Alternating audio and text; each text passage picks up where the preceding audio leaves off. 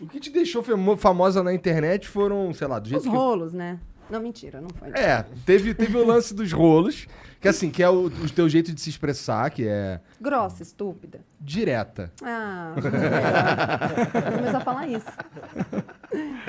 E o fato de tu ser também nutricionista, né? Isso, comecei... O que veio primeiro?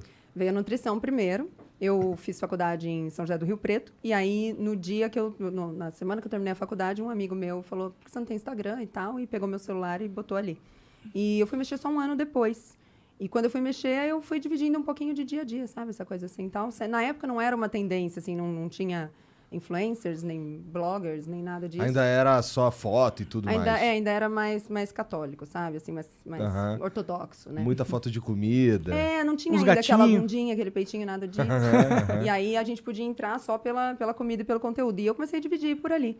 E aí o grande negócio foi que na minha área, na área da nutrição, na época, faz o que isso? 8, quase 10 anos, o tema que eu estudava e que eu mais trabalhava em nutrição ainda era muito pouco conhecido, que era essa coisa de uma dieta mais baixa em carboidratos e um outro tipo de abordagem. A gente falava bastante na contramão do que as diretrizes, na época, as diretrizes brasileiras apresentavam, mas que as diretrizes de outros países já acolhiam. E aí acabei tendo uma vazão grande por causa desse assunto. Virou polêmica, porque você estava indo contra o status quo da nutrição brasileira? Sim, exatamente. Entendi. E aí eu tomei na cabeça como um bode do tipo, a gente bate aqui para que os outros vejam que Fiquem não... com medo de não querer... não vem com progresso aí não, mano. Essa porra aí Isso.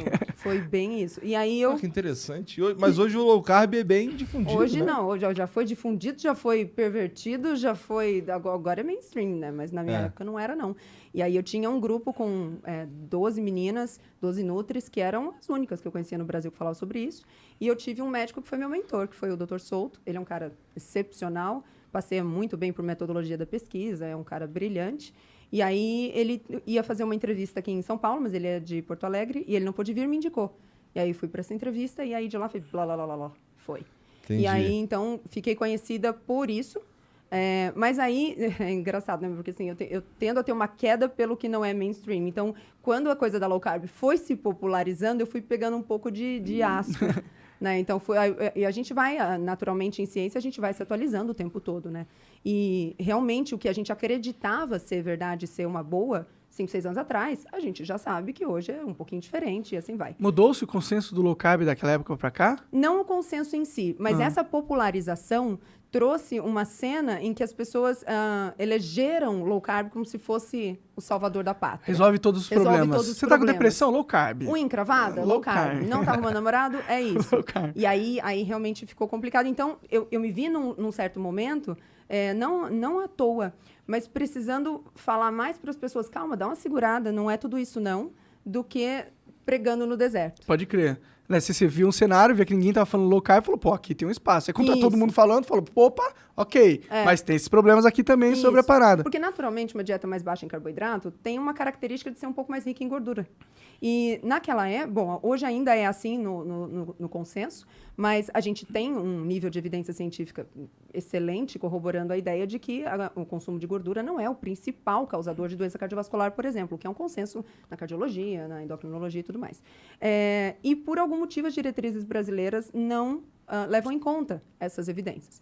E aí, então, quando eu comecei a falar sobre isso, basicamente o discurso era, olha, você pode comer a gema do ovo, você pode comer a gordura da picanha, cara, você pode botar azeite na comida.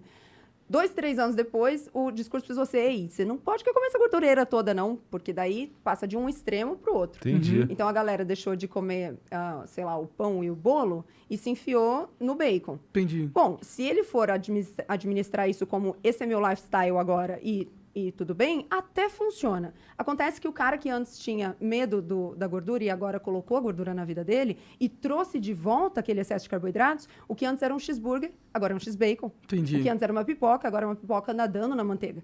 E essa combinação, carboidratos altos numa dieta com gordura alta numa dieta, é realmente muito deletério.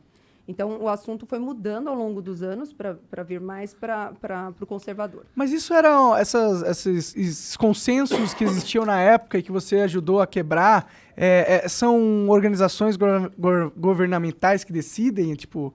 Na verdade, assim, todas as linhas da medicina, da nutrição, de saúde, elas têm diretrizes. Então, a diretriz, ela não é impositiva. Você não é obrigado a seguir uma diretriz. Mas quem faz a diretriz? Os profissionais da área. Mas eles, como que eles se agremiam Então, diretrizes deveriam ser norteadas por evidências. Uhum. Por algum motivo, e essa é a pergunta da nossa mesa de profissionais sempre, por algum motivo, as evidências novas são deixadas de lado, são ignoradas, e muito porque realmente, quando se coloca ali uma verdade por muitos anos, é muito difícil quebrar isso. Mas quem tem o poder de atualizar as diretrizes?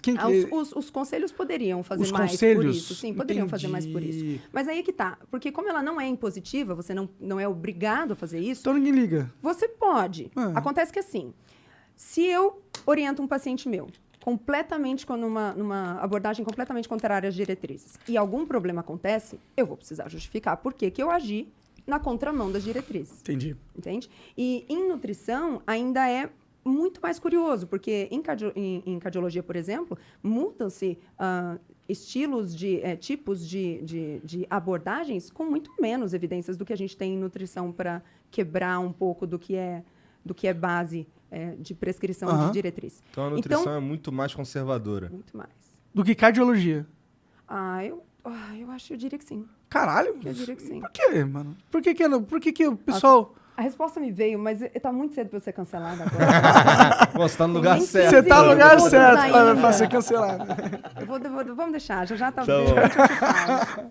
Tá. Nossa, ia dar muito E aí eu fui dividindo isso e tudo mais, e com o meu consultório, aqui em São Paulo, e fui palestrando pelo Brasil. Eu estive em 14 estados brasileiros em um ano. Da hora. Então, eu trabalhava, atendia de segunda a sexta, na sexta entrava num avião, ia para algum lugar, palestrava sábado o dia inteiro, domingo o dia inteiro, segunda estava de volta.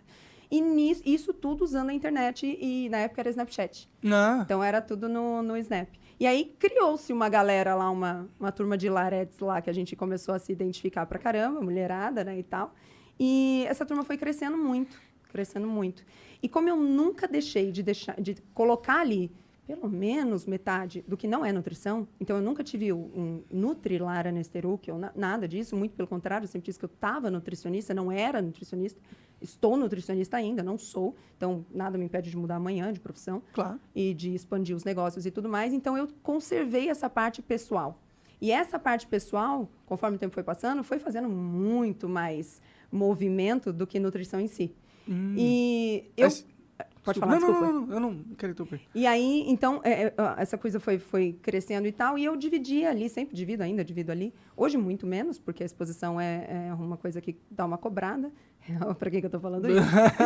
E aí, hoje, muito menos, mas assim, eu colocava ali sempre um pouco do meu pensamento de negócios e tal. E como eu fui muito bem sucedida nos negócios, que eu venho de não ter nada, de ter morado em casa que não tinha luz, de ter pedido dinheiro no semáforo, de ter passado fome. Hoje você me vê bonitinha assim, mas eu era estragada. Muito. E aí, como eu vim disso e fiquei muito bem sucedida, uma das coisas que eu divido ali, que eu sempre dividi ali, foi a noção de negócios, essa visão de negócios. Então, 2 anos atrás, eu abri um material, um curso só para profissionais da área da saúde, ensinando essa galera a fazer negócio, a ganhar dinheiro. Legal. Entendi. Bom,